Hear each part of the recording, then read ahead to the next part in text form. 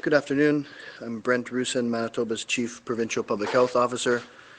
Today we're announcing 4 new cases of COVID-19, bringing our total to 246. As of this morning, 8 individuals are hospitalized. Of that, 4 are in intensive care. The total number of deaths in Manitoba remains at 4. We are listing 99 individuals as recovered. There are 143 active cases. Public health investigations are continuing to confirm details, and information will be updated on our website as more information is available.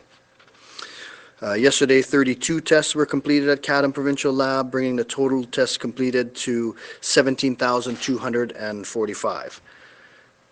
These numbers reflect the the decreased demand for testing over the Easter weekend. So again, I'm cautioning Manitobans not to interpret our low numbers to mean that our risk is reduced. We are still early in this outbreak, but these numbers show that our efforts are having some benefit. Our social distancing strategies are showing some effectiveness, in addition to the public health investigations, case identification, contact identification, and follow-up. So these numbers certainly are remaining low, but that could change if we loosen up on our strategies at this point. Flattening this curve, of course, the idea is to limit the amount of cases and the amount of severe cases, but it also gives us time. Also gives us time to continue our preparations in the healthcare system. We're ramping up our ability to test and increasing capacity over time. So the more time that we allow, the more preparations will be in place to handle more cases as they arise. Today I'm extending the current public health orders under the Public Health Act. Non-critical businesses and operations will continue to be suspended until April 28th. We're also continuing to limit public gatherings to no more than 10 people at any indoor or outdoor premises. Restaurant and bars will remain closed with the exception of restaurant takeout or delivery. Critical businesses that do operate must continue to ensure a separation of 2 meters between patrons and their facility. Municipal transit services, taxis, and other private vehicles for hire may continue to operate, but they are required to ensure there's reasonable separation between people in that vehicle. Extending these measures will help us to continue to flatten the curve and decrease the impact of this virus on Manitobans. We continue to remind Manitobans that all non-essential travel should be cancelled or postponed, and the importance of those returning from outside of Manitoba to self-isolate for 14 days. Every Manitoban, regardless of where they live, needs to stay home as much as possible, wash your hands, and only go out for necessities. If you do go out, continue to wash your hands frequently and ensure you keep that social, that physical separation between others while you're out. If you're in locations where that may be difficult, then you can consider using a non-medical mask as well for added protection. And again, these non-medical masks don't protect the person wearing them, it protects the people around them. And so what's vital is to stay home as much as possible, to maintain physical distancing if you must go out. This virus is in every health region in the province. There's no area in the province that you should feel safe from this virus. All Manitobans should be practicing these physical distancing strategies at all times. We continue to work on innovative ways to meet the need for personal protective equipment in Manitoba. We're asking Manitoba manufacturers or businesses to rapidly scale up production or retool their manufacturing lines to develop products made in Manitoba. We are asking Manitoba suppliers and distributors with inventory or established channels to provide help in the fight against COVID-19 to step forward to help us. We are asking those who can donate supplies to do so. Visit the information for businesses page at manitoba.ca/COVID-19 if you can help. I want to remind Manitobans to continue to access credible information about COVID-19. Visit our website, manitoba.ca/COVID-19. All of these efforts, including some of the early numbers that we see, are indicative that our efforts are working. Our social distancing strategies are keeping numbers down. We are able to flatten the curve. We need to continue our efforts to keep this progress up. If we lift now, we could see these measures reverse and increasing numbers again. These restrictions will not be in place forever, but if we double our efforts now, we could in the near future be able to relax some of these public health interventions and follow the outbreak as it continues. I want to thank all Manitobans for their assistance, and I'll turn it over to Lanette now. Thank you. Good afternoon. I'd like to begin today by congratulating everyone who practiced appropriate social distancing strategies during the holiday long weekend. We know that many Manitobans typically set aside this time to meet with large families and attend religious services. And unfortunately, this pandemic has made it impossible for these type of activities to safely occur as originally planned. So it was really encouraging to hear about how people were being creative in finding the connections over the weekend. So we heard about lots of video chats happening with relatives, people leaving food on the doorstep of others who are self-isolating, as well as a lot of waving through windows of patients who are in a hospital or personal care home, just to let them know that you're thinking about them. And rather than attending church, people logged on to websites and watched their services from home. So to be clear, this wasn't the typical Easter or Passover that any of us would have anticipated or preferred, but staying socially distanced now, we are doing our part to flatten the curve so we can celebrate future celebrations together. So thank you all for doing your part, and we truly are all in this together. I wanted to give you just an update on testing sites. So the community testing site in Brandon is moving to a new location tomorrow, and this will allow us to establish another drive-through in the city, which has proven to be popular in other Manitoban communities. So the new location is at the Brandon Town Center off of 8th Street on the P1 level of the parkade out of the old Canadian Blood Services doors. It will open Tuesday afternoon, and the new site's regular hours after tomorrow will be 8 to 4, 7 days a week. And for up-to-date information on community screening at sites throughout the province, go to manitoba.ca/COVID-19. And that's it for me, so we can open up to questions. From CTV National News, Jill. Hi, thanks for taking my question. I'm just wondering what the PPE situation is. I know you were sounding a bit alarmed over the weekend. How are things progressing, and what is needed now? Yeah, so we've been working all weekend on this topic and looking at putting out some guidelines, and implementing those guidelines, making sure that supplies are distributed. Also looking at, we talked about previously, the multi-pronged approach to make sure that we're not relying on one vendor but multiple vendors. We've had tremendous support in terms of donations, lots of creative solutions Manitoba made that we're working towards. So part of it is being creative and making sure that we find every angle to resolve this. I think from my understanding, we are in a better position than we were last week. We still want to replenish our supplies more because there were a few shipments that did not come, or did not come in the volumes we were expecting, but we are anticipating we're going to be okay. We're cautiously optimistic.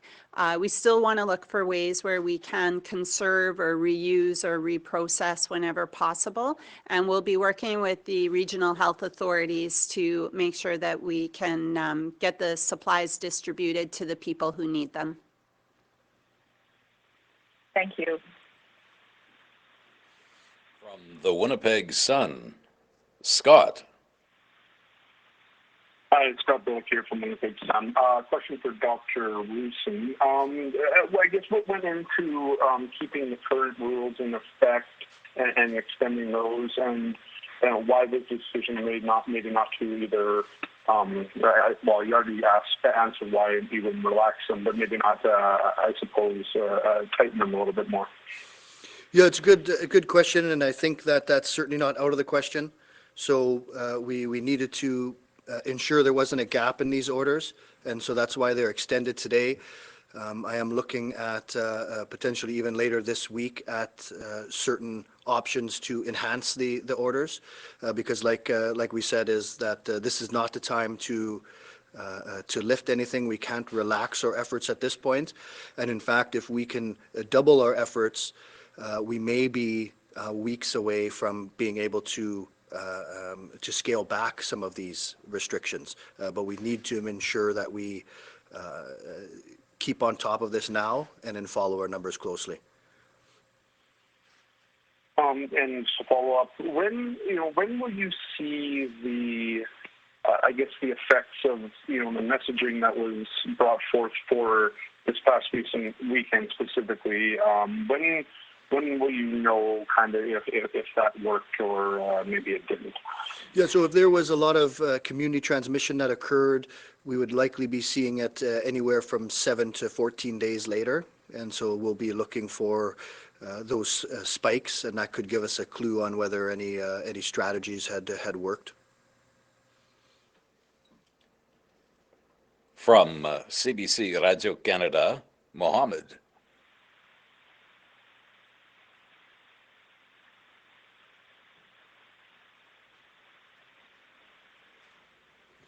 CBC Radio Canada, Mohammed. Hello, sorry, my mic was off. I'm Mohammed from Radio Canada. I have one question. Was there any penalties or arrests made regarding the public health order over the weekend? Oh, sorry, I didn't catch that. Was there any penalties or arrests made regarding the public health orders over this weekend? Oh, right. Yes. So I'm not aware of any fines that were handed out or any certainly any arrests related to anything of that nature. I know they had the city had the community ambassadors out to ensure the measures were being followed, but haven't been made aware of any fines that were issued. And I have another question. Are we aware of any outbreaks in long-term care facilities or senior homes? We don't have any outbreaks at this point.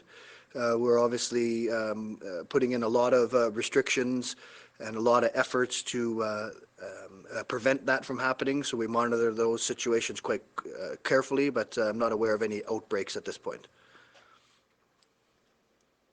From CBC Manitoba, Bart. Bart Lakiva, CBC Manitoba. Dr. Roussin, can you please comment on the rapid COVID-19 diagnostic tests approved by Health Canada? Right, so there's a couple rapid and point of care or semi point of care tests, so the Spartan Cube and the Gene Expert. So right now in Manitoba we have the Spartan Cube, and we're looking at starting to validate that tomorrow. And so even though it's been approved, we still have to see how it performs based on the PCR at the lab as well. So that work will start tomorrow, and once we're convinced that it's a valid test, then we'll start utilizing that. And when you say that work will start tomorrow, I mean, how many days, over how many people does that get tested? And if you have it, where would it be, what kinds of communities would it be deployed in? I understand it can't do many a day. Can you just talk about how it will be validated and where it will be deployed if it is valid? Yeah, so the validating happens as part of a study, so that will happen in the city here at an acute care facility. How long it will take will depend on how many the people they get to see a day to test it on. Where we're looking at using it and is in a variety of areas. So one is where a rapid test is valid and will change management. So certainly people being admitted to hospital, it'll be nice to know earlier if they're positive. It might be deployed in areas where they're remote, and being able to test and get a rapid result back would be beneficial. So we're looking at a lot of avenues for that, and it'll depend on how many tests are available, how many units are available, but those are kind of the areas we're looking at implementing them. Thank you for that. From CTV Winnipeg, Michelle. Hi, I was wondering if you could go over again how you determine that somebody is considered recovered, and have we seen anybody in the community who's recovered and again tested positive? All right, so for recovered, it would be 14 days after the onset of symptoms and being without symptoms. So asymptomatic and 14 days after symptom onset, they would be considered non-infectious and be off of isolation. We have not been aware of any reinfections. So no one who has tested positive had become reinfected here in Manitoba. And then with the low numbers that we've been having, how are we going to make sure that people stay engaged with the public health orders? It's kind of degenerative to this habit with you think it's going away. Right. Yeah. So this is good point, and I think that it's vital. I've said it is that these next couple of weeks are critical in Manitoba's response to this virus. So we've been seeing some low numbers. These are very likely results, in part at least, to our social distancing strategies.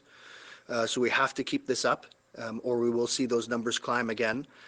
This is why that likely sometime this week we'll be enhancing the public health orders to get that message across that although we see some low numbers, we need to double our efforts right now. If we stay to this plan, we continue to see numbers like this, the sooner we'll be able to relax some of our public health strategies. But right now we have to remain focused. From the Canadian Press, Kelly.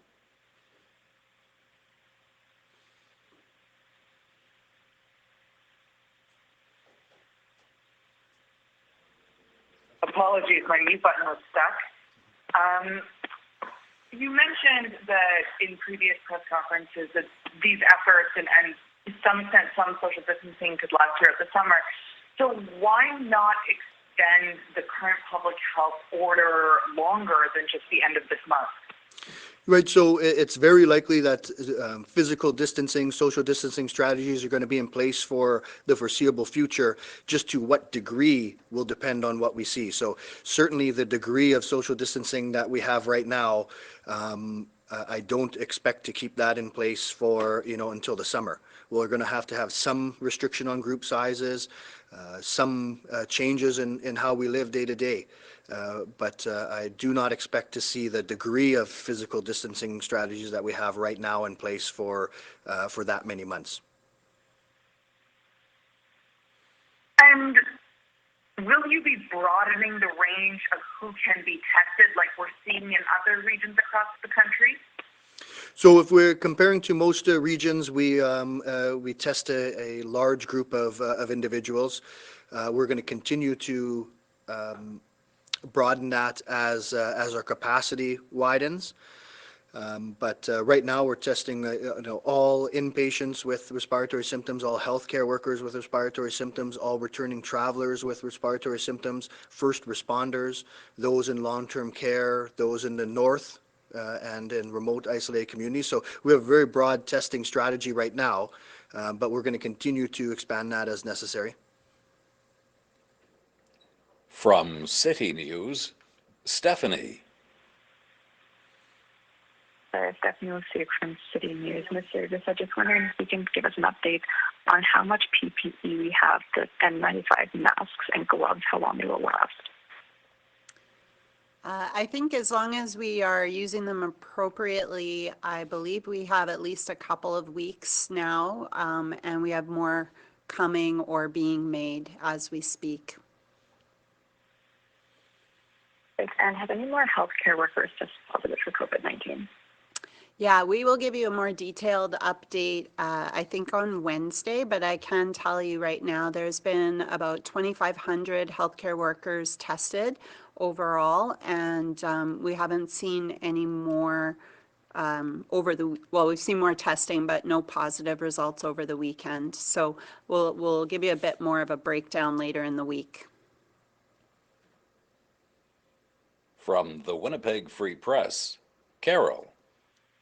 Hi, it's Carol Sanders at the Free Press. I have a question about home care. The WHO updated its priority services and visits protocol, and we've heard clients were told over the weekend that some services are going to be canceled, including showering and bathing and laundry service. So my question is this correct? Why is this being done, and how long will it be in effect? Mm-hmm. So those are part of the ongoing conversations that we're having provincially. Just like we've had to pull back on some of the surgeries and the diagnostic testing, there may be a need to reduce temporarily some of the home care services that are provided, sometimes due to staffing, because we have redirected a lot of staff to different areas now. So those conversations are happening. And I would think it would be very temporary. It's not something that we think would be a long-term thing. And that would be the whole part of this COVID-19 response. Is there's going to be times where we have to tighten up and have these restrictions. And then there's going to be other times where we have to provide more. And so as Dr. Roussin said, with social distancing and crowds, the same is true for healthcare services. So my understanding, we do have principles that every region should be following, and it would be on a case-by-case basis and a temporary solution, not long-term. My follow-up question is questions about testing, and if testing is going to be expanded to more people, what groups are the next in line for testing? What would be the next priority for people to test? So there's a couple of ways to do that. One is to expand our to critical service providers. So that's another step there. We have first responders now. We could open it up to all what we would describe as the essential workers. The other thing to do is sentinel surveillance, is to set up a certain site that would just test everyone with the respiratory symptoms that are presenting, just to give us an idea of the community-based transmission. So we're looking at both of those, but those would be the next steps. From Global, Marnie. Good afternoon, Marnie Blunt from Global News.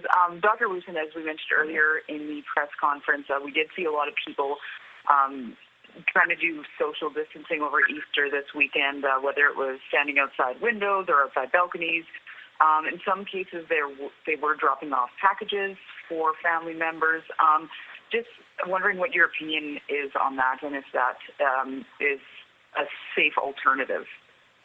Yeah, so again, I think that the overall message, if it has to be a black or white message, is to stay home as much as you can.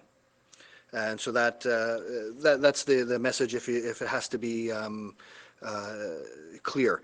If you're going out dropping off a package and leaving, maintaining social distancing, then we're talking about a lower risk type thing. So if that requires you going shopping, an extra trip to the store to pick up something and then deliver it, it's adding risk each time. So the idea is stay home except for essential things, and then Manitobans, you can use some level of judgment based on certain things that you want to do, but the black and white answer is stay home. Just a follow-up, you touched on relaxing social distancing restrictions in the future. Can you be at all specific on what that would look like in terms of changing restrictions on social distancing and how that would potentially roll out? Yeah, so that's going to depend a bit on what we see, what our numbers are. We're still working on some modeling information that'll help guide that, but it'll be a very gradual rollback of the restrictions, and that would usually start with a rollback on the restrictions on businesses. And so we would look at that and look to gradually roll things back while very cautiously watching our numbers. From the Brandon Sun, Drew. Thank you. This is Drew May from the Brandon Sun.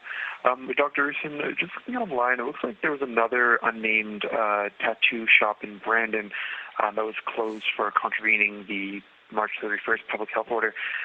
Could you comment briefly on that? And is there anything the province can do to help get the message home to those types of businesses? Yeah, I don't have any specifics on that particular site, but yeah, I mean, I think it's it's difficult. There's a lot of businesses that are struggling because of our efforts. We know there's individuals that are struggling. There's individuals who find it difficult not to visit their loved ones in long-term care facilities. This is a difficult time for Manitobans, but we all have to play our role, right? And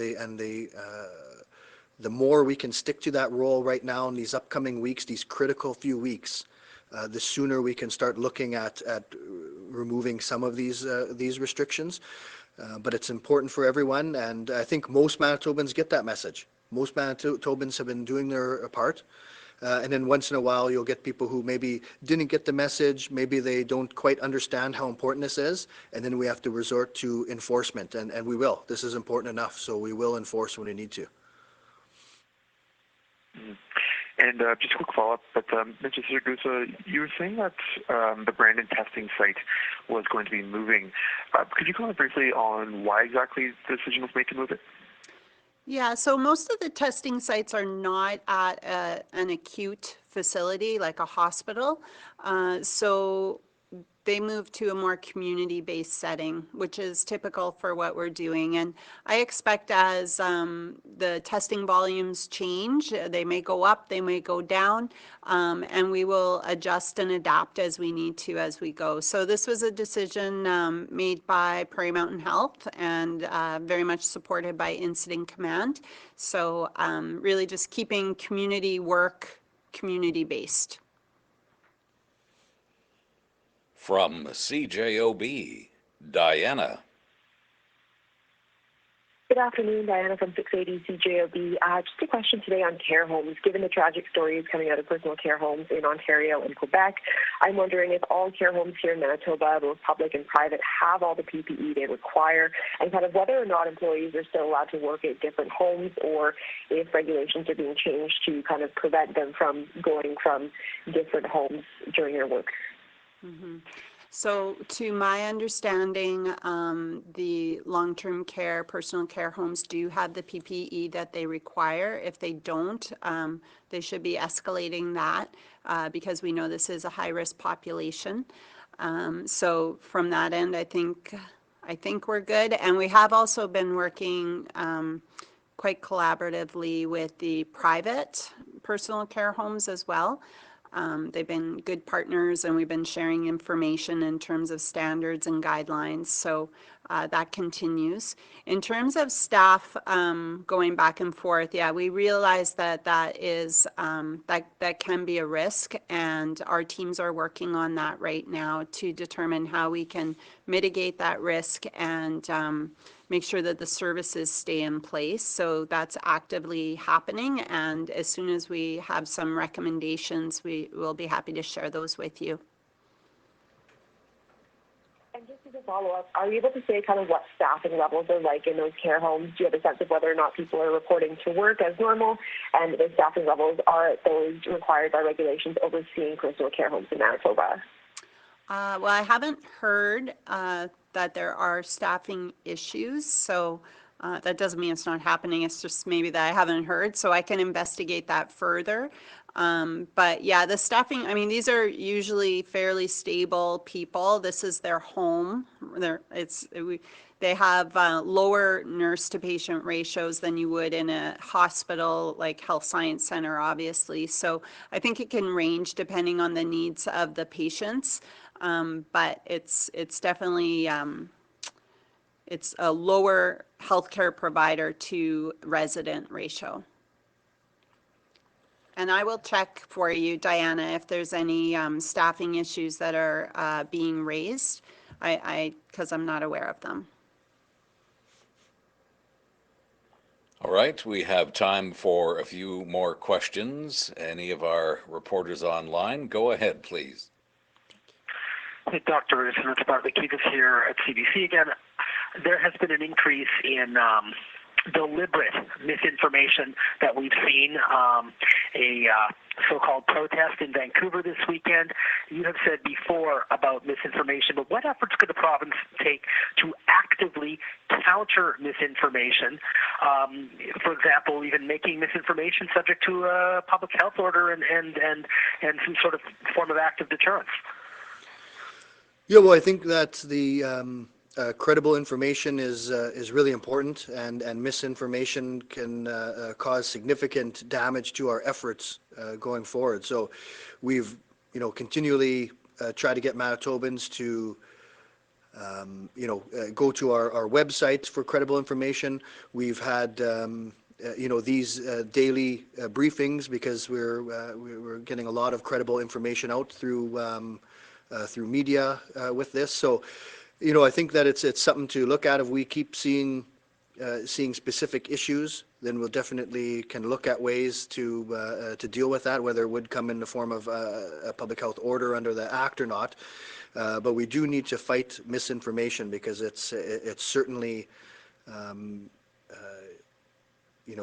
barrier to a good response to the outbreak. Hi, it's Carol at the Free Press. I just had a question about projections and modeling. Is that still something that's being considered? And if so, when might we see some projections for what Manitoba can expect in terms of COVID-19 cases? We're actively working on that, and we hope to have that within the next, hopefully week or two, to be able to provide to Manitobans. So we have some numbers, we have a stable model, needs some working. These things will change. These things are only as good as the data that you put into them, and of course they are just predictions. They are possibilities, and so we hope to have some numbers out to Manitobans. But these numbers don't change the fact that our best way to limit the impact of this virus is our current strategies, the public health response, as well as practicing physical distancing at all times, staying home, and then hopefully we could even beat the projected numbers. Again, we're from Winnipeg, Sun. Just wondering, when you do an inter-hospital transfer, are those patients that are transferred in between different, let's say HSC and Riverview or wherever, are those patients tested before they go into a new facility? Not normally. It really depends on if they have symptoms, and it would only be when they have symptoms that we would test them. So depending on the circumstances of why they were transferred to a hospital and why they were transferred back. Kelly Malone, the Canadian Press. Dr. Roussin, you had mentioned that you'd be enhancing the public health orders this week. Can you give us an idea of some of the measures that you might be looking for, or the impact that they might have? Yeah, well, I don't want to speak to specifics because we are working on it right now and drafting, and so we'll be able to announce those later in the week. But things like group size, we're currently looking at, and so more to come later on. I think that our efforts right now are being reflected in some of these numbers. And I think the real message is that we cannot let up. I think this is a critical time right now for Manitobans because they see some numbers that haven't been climbing. It's getting nicer out. People have been restricting themselves for a long time now. And so I think we're at a critical juncture where these next orders are going to continue to ensure the message gets out that we have to double our efforts right now, knowing that these type of restrictions aren't going to be in place forever. These type of restrictions, we're looking to roll them back as soon as possible. Dr. Roussin,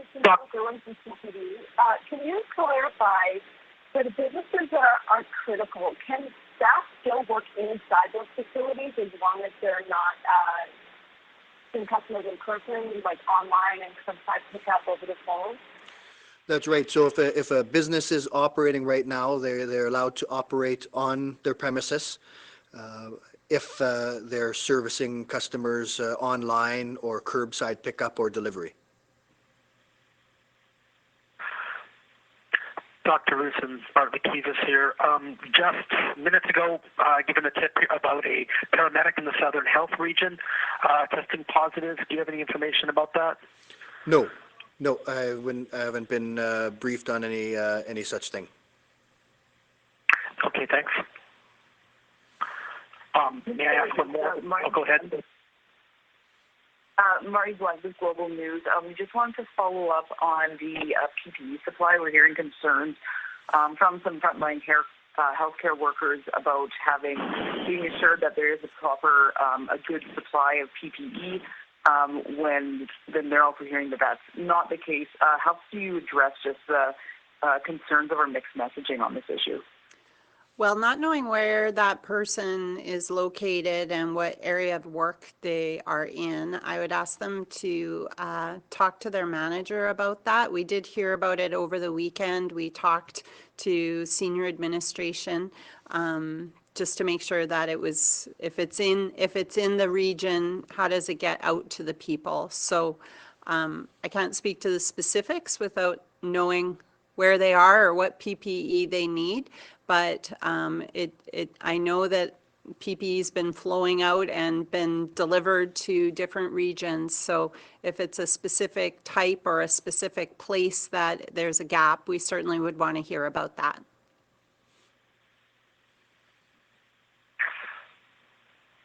Dr. Roussin, Bart McKeevis at CBC. How many total cases and deaths of influenza were there this flu season, just for comparison's sake, to your knowledge? All right. So the flu deaths, I believe this year we were at 26. The last time I looked, it was they stopped putting the report out.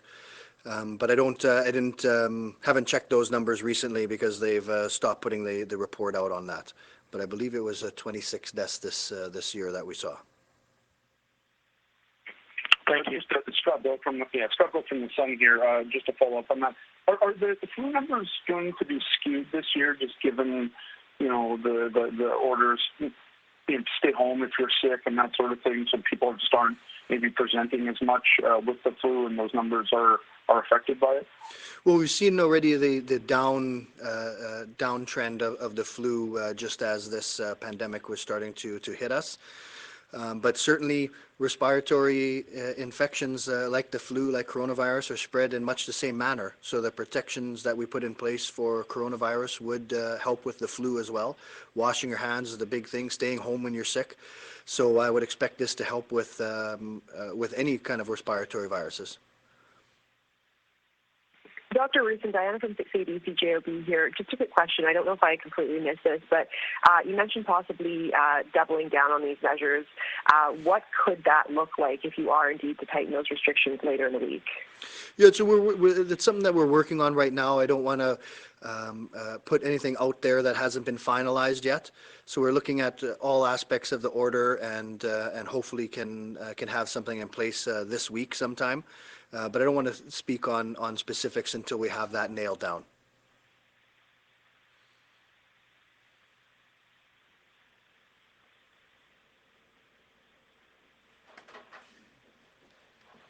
One last one, if you've got time.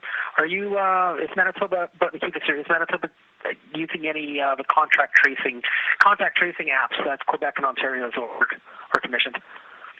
We don't have any apps in place at this time. We're looking at all those type of things. We do have a public health call center that we're utilizing right now to be able to contact cases daily as well as their close contacts daily.